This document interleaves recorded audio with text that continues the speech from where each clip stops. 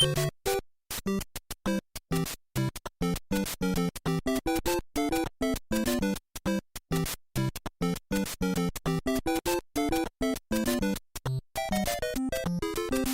迎大家来到我的 Blender 风格化案例教学。那么这一期课程呢，是一个比较基础项的案例教学。那么这一期课程主要包含基础建模、材质纹理的绘制、骨骼绑定、姿态的设置，还有动画帧以及循环动画的设置。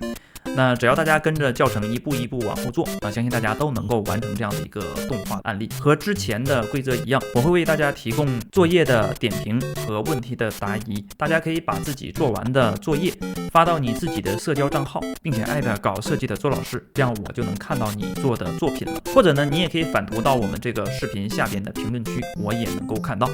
那么话不多说，大家启动自己的 Blender，咱们准备开始。